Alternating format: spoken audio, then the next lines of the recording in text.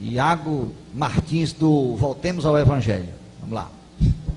Queria agradecer ao irmão Nicodemos por estar na nossa cidade, por estar edificando a gente. E eu queria fazer uma pergunta sobre princípio regulador do culto.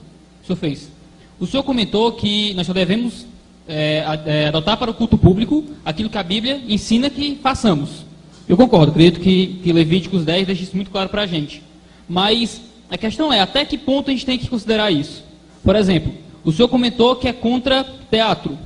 Mas se a gente considerar o teatro como um meio de ensino, que o ensino é algo que é ensinado, que é ordenado para o culto público, até onde a gente poderia considerar isso? O senhor comentou que coral, o senhor concorda com corais, mas o coral não é algo que é expressamente ordenado, mas é o meio do povo adorar a Deus. Até onde a gente pode considerar o que é válido e o que não é com base nisso?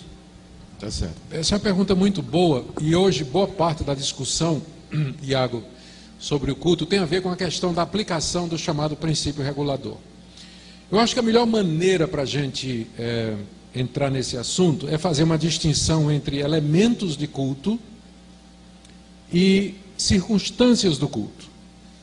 Elementos de culto são aquelas atividades espirituais que Deus prescreveu para serem feitas no culto. Oração, o louvor, leitura da palavra, pregação, oferta, existe dúvida sobre isso. Bênção no final do culto, existe dúvida sobre isso. Com certeza, as ordenanças, batismo e ceia do Senhor. Então, estes são os elementos do culto. Há pouca divergência sobre esses elementos. Os pontos de briga são a questão das ofertas, se fazem parte do culto ou não, e a questão da bênção apostólica no final do culto. Então, a discussão sobre esses dois. Mas, no geral, os elementos são estes. Então, estes são os elementos de culto, eles fazem parte do culto. E nós não podemos acrescentar elementos, criar um novo elemento, uma nova atividade espiritual da parte do culto a Deus. Dito isso, você tem que lembrar que existem circunstâncias relacionadas com o culto a Deus que não são matéria de fé, e que não é uma questão de elemento, mas uma questão de bom senso. Por exemplo, a Bíblia não diz quantas reuniões a igreja tem que ter no domingo. Diz? Por que 2? Por que não 1? Por que não 3?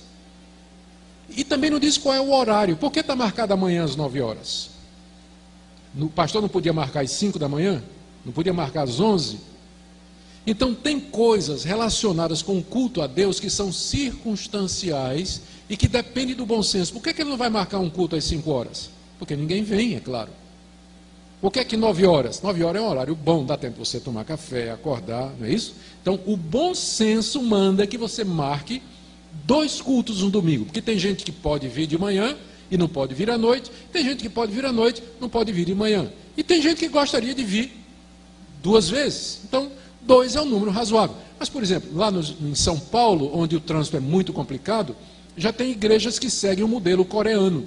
Começa às 9 da manhã, fazem o culto, fazem escola dominical, fazem o culto, começam às 10, chegam para o café da manhã, às 9, 10 começa o culto, meio-dia eles param para almoçar, almoçam juntos, ninguém vai para casa, e de tarde tem escola dominical, acaba às 3 horas. Então, de 10 às 3 eles estão na igreja e fazem tudo, cabelo, barba e bigode, no mesmo dia, no mesmo local. Evita problema de trânsito, de transporte, de ir e voltar 2, 3 vezes por dia para a igreja. Não é uma solução inteligente? Eu acho que é.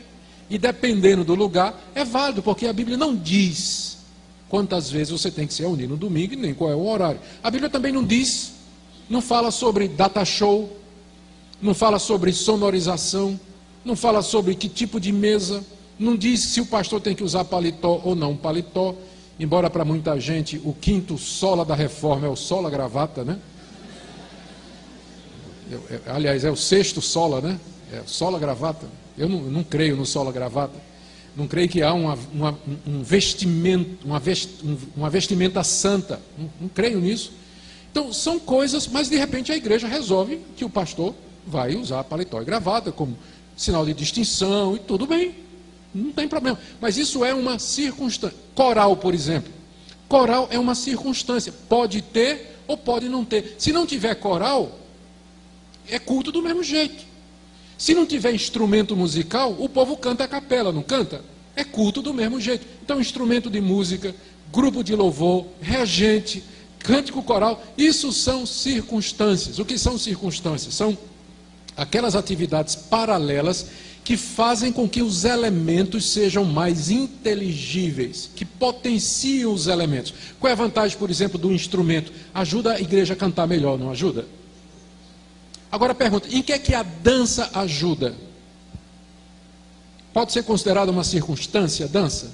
Não, na verdade, ela não ajuda em nada. Além de ela distrair, a mensagem que você passa por mímica, ela não ajuda você a compreender. Nada substitui uma boa explicação da Bíblia. E você dançar enquanto alguém está cantando ou enquanto alguém está pregando, isso não vai ajudar o povo a compreender. E é por isso que eu incluo nessa categoria o teatro também. O teatro, ele não torna a palavra mais inteligível. Não sou contra, por exemplo, uma igreja ter um grupo de teatro. A minha filha é líder de um grupo de teatro na minha igreja.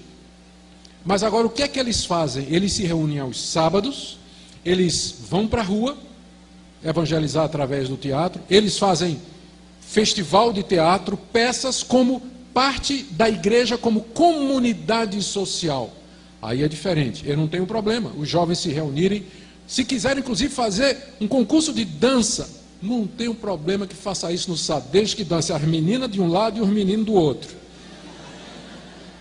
Não tenho problema com isso, sendo parte da igreja, porque a igreja ela não é só uma comunidade adoradora, não é? Ela também é uma comunidade social. Nós estamos aqui como grupo social. Então há atividades, a igreja abre uma escola, não abre? Abre um curso de corte e costura, não abre? Abre um curso de inglês.